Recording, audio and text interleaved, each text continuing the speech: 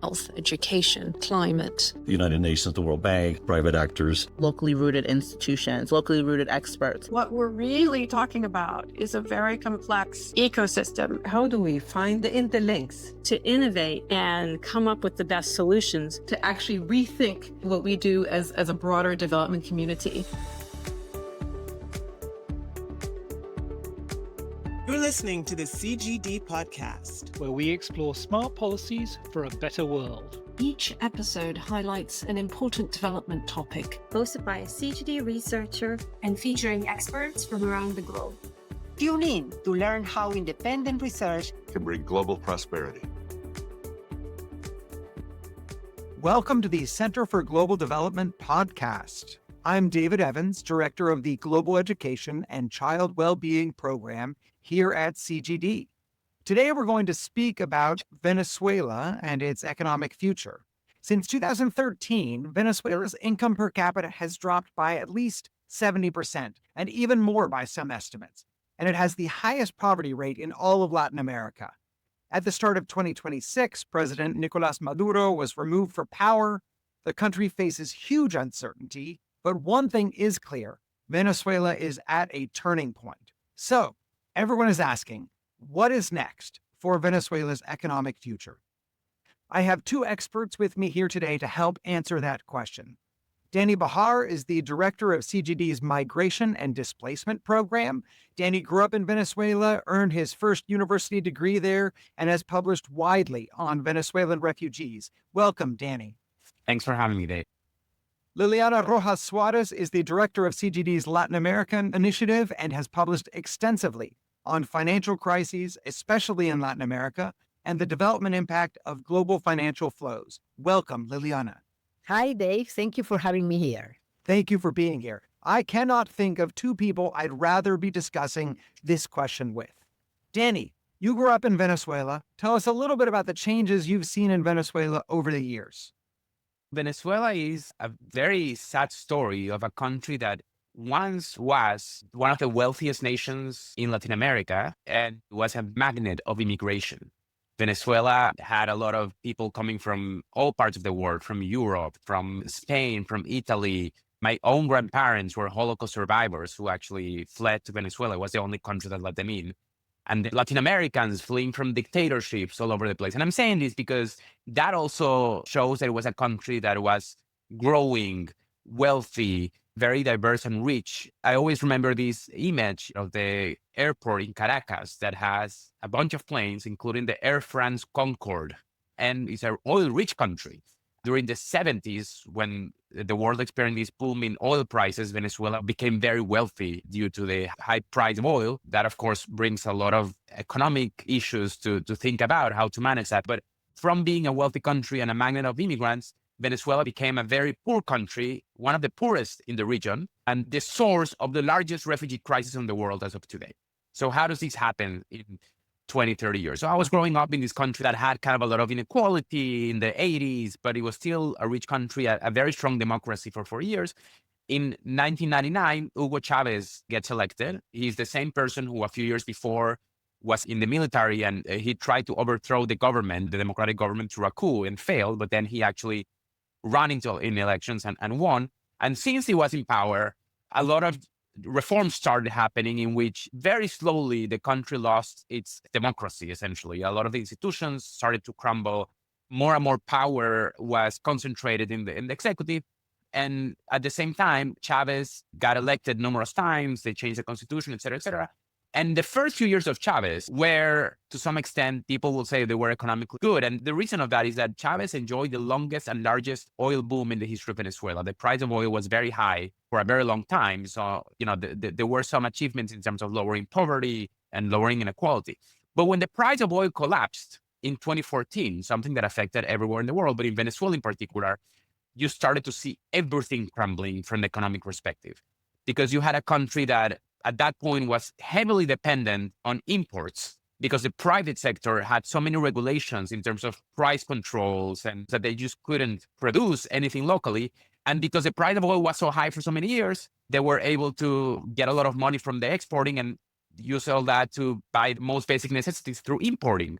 But when the price of oil goes down, suddenly you don't have that amount of money to keep consumption going. And that's what you saw. You saw a big collapse of the economy starting in 2014 when Maduro was already president after Chavez dies.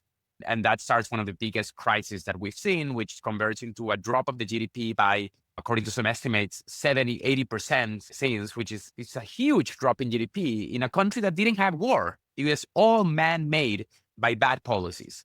And then that also resulted in the largest refugee crisis in the world, as we saw. So it's a really sad story. It really is. It's a dramatic collapse. So the question that I have is how unique this is when we think about the region, when we think about recent economic history. Liliana, you have a lot of experience analyzing economic and financial crises. Do we have examples of other Latin American countries that have faced crises that are similar, that have made it back to a path of economic stability and growth? Indeed, the economic conditions in Venezuela are extremely difficult, and the country currently lacks a path towards macroeconomic stabilization and sustained economic growth. Also, I have to qualify that Venezuela's crisis is the worst crisis ever experienced in the region, both in terms of depth and duration. No other crisis in the region has been as prolonged and structurally deep. And so exact comparison with other crisis episode would not be exactly right. Having said that, however, there are multiple examples around the world, and especially in Latin America, where economic conditions were just disastrous. But still, comprehensive economic programs were able to stabilize the economies and promote growth. Also, there are a number of important mistakes that were made during these economic programs that could actually help and serve as examples that can be avoided during a planning of an economic program in Venezuela. Perhaps the best examples of effective crisis resolutions are the experiences of countries that were able to deal with the hyperinflation recession episodes during the 80s, this lost decade in Latin America.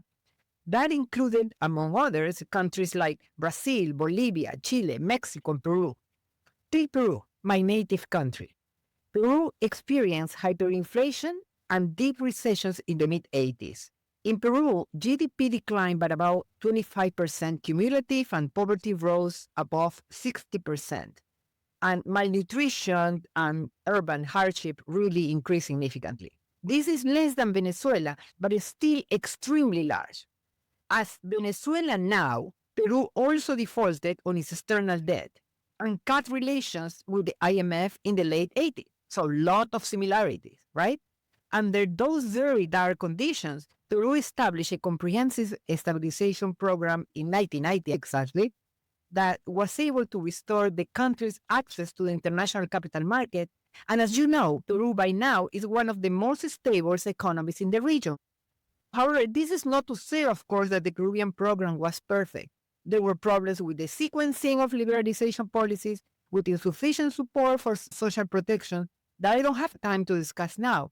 But the bottom line is, yes, even under large economic distortions, stabilization and a path to economic growth can be restored. So this is at least somewhat encouraging news.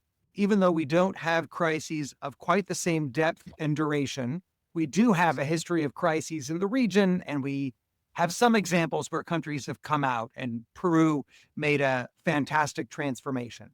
So before we think about what a program for Venezuela could look like, my question is, what conditions would need to be in place in Venezuela for an economic program to even work?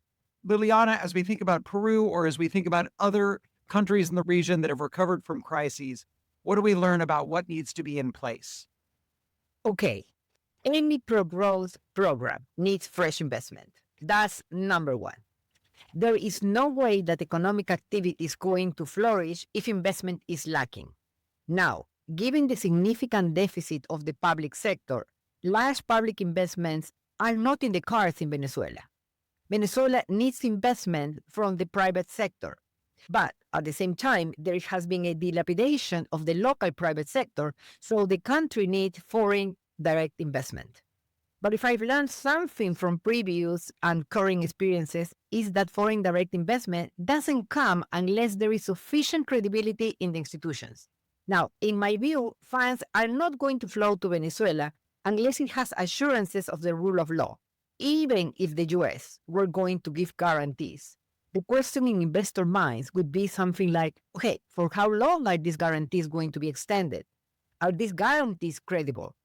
So you need to build some basic local institutions. And I do not mean the construction of perfect institutions. That would take a long time. Just a solid base to ensure investors that contracts are going to be respected and that they will operate under the general rules of a market economy. So from my perspective, there are 4 independent institutions that need to be in place to ensure the credibility of any economic program. The first 2 is to ensure credibility in democracy, and those are the Electoral Council and the legislative power. We need legitimacy of elections, and that is sought by investors to be sure that political disturbances are not going to be in the way of the functioning of the labor and product markets. That has to be there. The third is the independence of the judicial system, and this is to ensure that property rights and contracts will be respected according to the law. And the last one is the independent central bank, which has been demonstrated multiple times that the central bank is the pillar of economic stability in any country because it allows delinking the fiscal from printing money. For successful countries in Latin America, the status of the central bank actually prohibits that the institution finances the government. So with this in place, even if they are not perfect, I think there's a really good chance that a stabilization/economic growth program can be successful in Venezuela. So let's imagine that we see advances in these institutions. We see a movement towards elections, the independence of the judiciary, the central bank. So when Venezuela seeks to put an actual economic program in place that will bring it out of poverty and in the direction of prosperity, what would that program look like? Any economic program needs 2 things: data to correctly estimate funding gaps and money to fund those gaps in the transition to stability. Right now, there is not official data for any program. So the reinsertion of Venezuela to the international community, especially the IMF and the World Bank, is essential. And IMF Article 4 toward the fiscal and financial accounts with the authority is the baseline that Venezuela needs right now. Whatever the final numbers looks like, it is clear that Venezuela will have to adjust its fiscal account and resolve its large external debt problem. Once the financing gaps are identified, it is likely that those same financing gaps are very large and the authorities are going to need resources to meet those needs. In my view, most likely resources from oil exports are not going to be sufficient, and therefore Venezuela will need to engage in an IMF program, not only for the financial resources, but also as a signal to investors, local and foreign. I mean, this is for all type of investors, that the reforms to correct for major fiscal, monetary, financial imbalances are going to be in place. As part of an IMF program, I would like to actually see the due of Venezuela's 5 billion SDR, special drawing rights, to be part of the financing pot to support the program. This is funds that are being allocated to all countries that can be used at any time and converted into US dollars. Countries can do that, but in the case of Venezuela, they have been frozen because the Venezuela government is not recognized as legitimate. But I could expect that if the IMF Board of Directors approves the program, these constraints will be lifted. Though it's too early to talk about the specific of an economic programs, some of the key components would have to be fiscal consolidation to bring the public accounts to sustainability, and this includes the restructuring of the public oil company, which is PDVSA, monetary policy reform to avoid monetization of the fiscal deficit, restructuring of the external debt, unification of the exchange rate system, since right now there are multiple exchange rates in the country, lifting price distortions and controls, as the government currently has legal authority to cap prices, and the establishment of funded social programs to minimize the effects of policies and reforms by the most vulnerable populations.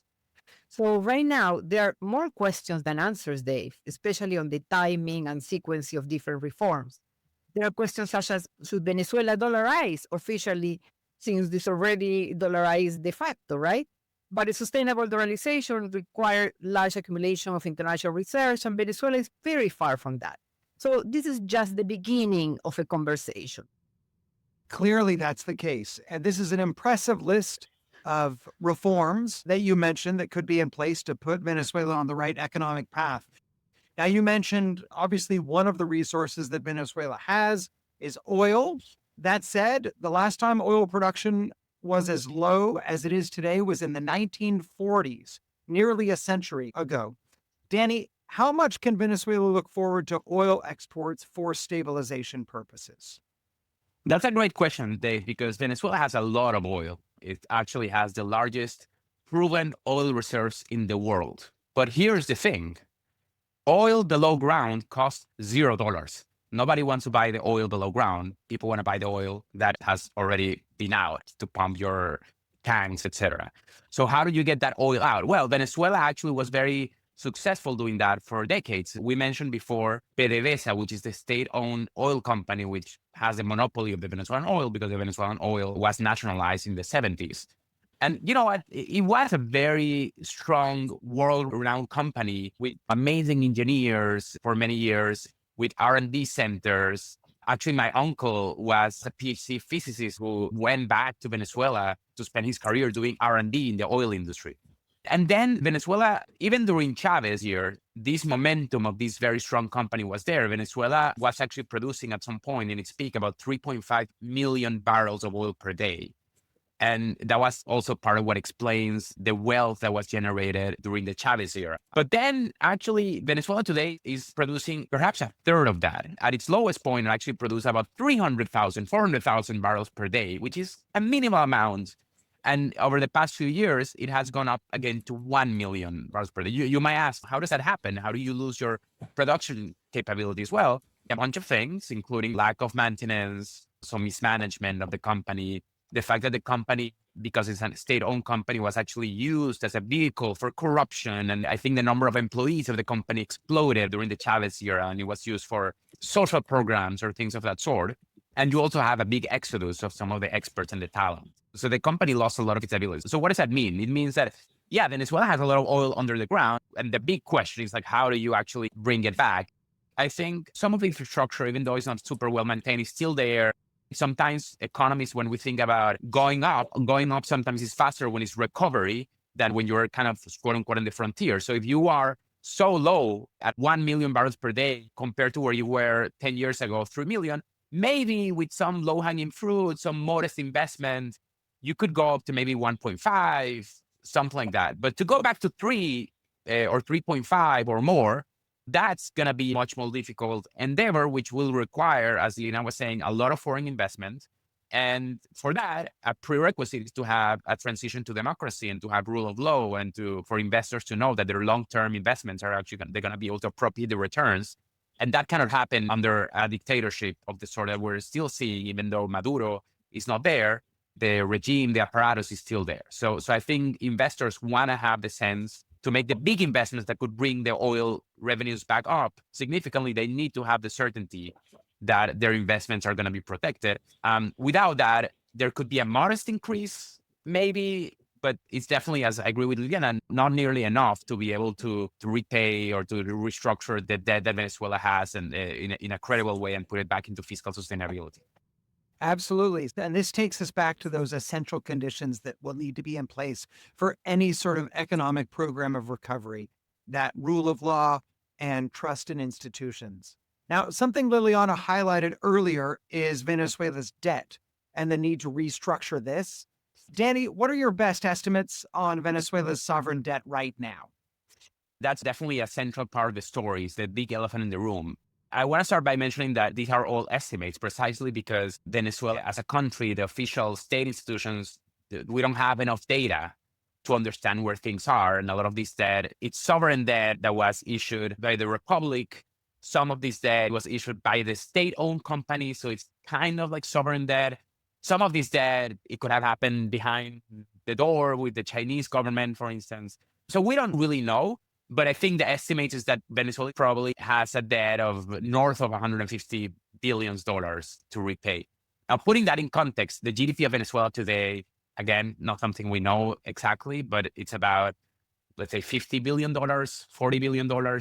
Also, we were talking about the fact that not only the price of oil went down, but the number of oil production also collapsed. Out of that 1 million barrels per day that is being produced, a bunch of it stays in the country for domestic consumption. Some of it gets exported, but it doesn't matter how you run the numbers and the scenarios. Even with the oil revenues, it's such a big, extraordinary debt that's definitely a binding constraint for future recovery.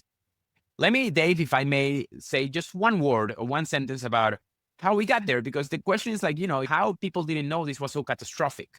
And in the case of Venezuela, I always love to teach my students that the reason we got to this point is because the government at the time, Chavez and then Maduro, did exactly the opposite of what the macroeconomics 101 textbook will tell you to do. I'm not a very religious guy, but the Bible has this part in which the Pharaoh in Egypt asked Joseph, hey, I had this weird dream. I saw 7 fat cows and then I saw 7 thin cows. What does it mean? And Joseph, which was the first macroeconomist in the history of the world, tells him, well, this means that you're going to have 7 good years and then you're going to have 7 bad years. So why don't you, in the 7 good years, you should accumulate some of the extra grain that you have so that in the 7 bad years, you can eat some of that grain and then you don't get hungry. Well, that's what economists call counter-cyclical policies. When you are doing well, you save some of that money. This is a very important thing because a lot of developing countries actually struggle with this. When you're doing well, when you have good years, particularly in countries that export oil, what you should do is to save some of that money because the price of oil eventually will go down. And then you have some of that money in the bank so that you can continue to consume, continue to do everything you do without causing a shock to the economy, causing like the type of shock we saw in Venezuela, which was even hunger, lack of medicines, lack of food. The Venezuelan government at the time, Chavez and then Maduro, they did exactly the opposite. When the price of oil was high, they used all of this money for consumption, not for investment. If that wasn't enough, they actually started borrowing money all over the place at the time that the price of oil was high. And of course, in that circumstances, like if you are getting a lot of money, I'll lend you the money. Like, who cares? You're going to pay me back someday.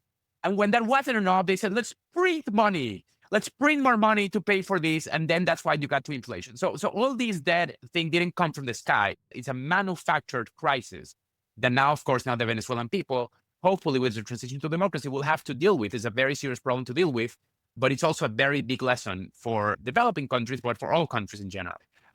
I feel like this is an extreme example of a challenge that a lot of resource-rich countries face, which is this temptation to, when prices are high on the resource that you're exporting, to just spend it all. So that's wise counsel. Liliana, how does Venezuela get out of this debt disaster? Yeah, the problem is actually one of the most common problems in deep crisis economies. And restructuring the Venezuela debt is actually the economic variable that has to be handled at the very beginning of any economic program. It's very important to note that Venezuela has a solvency problem. It's not a liquidity problem. It's a solvency problem. Venezuela cannot repay this debt. And that warrants large principal haircuts in the negotiation with its creditors. Without those haircuts, it would be extremely hard to regain debt sustainability, and growth will not restart. Liliana, just for those who are unfamiliar, when you say a haircut, I know you don't mean going to the barber. What are you talking about? Yeah, no, what I mean is that creditors need to agree that a significant amount of the principal payment of the debt will be forgotten. They will be cut. That is basically, if the debt is 100 and there's a haircut of 50, that means that the debt that has to be serviced now is 50, not 100. So now, Venezuela's restructuring is widely described as one of the most complex examples because it involves many areas. First is the defaulted sovereign and PDVSA's, the oil company bonds. But there's also bilateral claims, especially with China. Then there is the arbitration awards. Venezuela has been losing in international courts a number of trials and need to make repayment for that. And there is a number of major sanctions and legal constraints that have to deal with. And coordinating creditors for a debt restructuring is a problem that usually leads to protracted negotiation and huge delays in resolving. This is awful and cannot happen in Venezuela. Right now, China, for example, may have an incentive to delay negotiations since China's benefit from an oil for loan agreement. There is an oil for loan agreement in place, and this doesn't bode well for a successful program because Venezuela's oil needs to be used for many purposes and not just for servicing China's debt. So there's a number of economists now that have started to think about how to deal with this issue, which is very good, actually. I recently read an article by Martin Mullesheim, which is an ex-IMF official, that have recently argued, and I agree, that the IMF can play the leading role and be a key part of the solution by relying on its lending into official arrears. This means that even though there are not payments being made to bilateral creditors, the IMF can actually extend loans. Before this policy, the IMF was constrained into making these loans if there were these arrears in place. So this would allow the IMF to provide fresh resources to Venezuela, even if some official bilateral creditors like China do not commit to restructuring. But to lend into arrears, the IMF requires that preferential treatment to holdout creditors, meaning creditors that do not commit to restructuring, is not allowed. That means that China could no longer benefit from the oil for loans deal, and that would increase an incentive to participate in the restructuring. I know that this starts getting really complex, but there is a way out, and people and economists and the institutions are already starting to think about it. So the road ahead is not free of obstacles, but promptly resolving the Venezuela debt problem provides an opportunity also for the IMF to improve its credibility with emerging markets and developing countries. Right now, there are many issues of the IMF credibility with this group of countries, so prompt solving the Venezuela debt benefits not only Venezuela, but the IMF. Thank you so much, Liliana. And again, as we talked about the economic recovery plan, there is at least some room for optimism here. So I have a last question for both of you. If you could wave a magic wand and you could see Venezuela put one policy in place to help along this path out of poverty and toward prosperity, what would that policy be? Dany? Free and fair elections. That would be my only answer. We are now in a situation which the economics will have to wait for the political solution. The regime that was in charge of the collapse of the country through mismanagement is still in charge, even though as we speak right now, things are evolving very fast. Right now, they are cooperating with the US in making some of the steps to revert course. But I think the one step that we're less talking about, but it's the most important one, is that this regime will either respect the elections result of July 2024, in which the opposition candidate won by a landslide, but they did not recognize, or call for new and really free and fair elections in which they will allow any Venezuelan who wants to run for office to run for office differently than what they've done before of banning people, in which they will, most importantly, make sure to respect the will of the people, because that's the best technology we have, democracy, to make sure that people's preferences are reflected in their institutions. And the people's preference today is that they want a Venezuela that is prosperous. The model that this current regime brought is not a model that worked for Venezuela. And they want a recovery. And for that, as we were saying, we need rule of law, we need institutional reform to bring investment, to bring prosperity. But first, we need a government that represents the will of the people. And for that, we need free and fair elections. Thank you, Dany. Liliana? I definitely totally agree with Dany, but I would like to add the reincorporation of Venezuela to the IMF. The country needs the resources and advice of the institution to put in place the policies and reform that has been needed for a very long time. I've already talked about what the IMF can do, so that would be my wish of a policy to be put in place. What we see here is that Venezuela is at a turning point. It is in dire circumstances, but there are paths forward on these major economic challenges, but that institutions are fundamental to being able to put those solutions into place. Thank you so much, Liliana. Thank you so much, Dany. And thank you to all of you listeners for joining us today on the Center for Global Development podcast.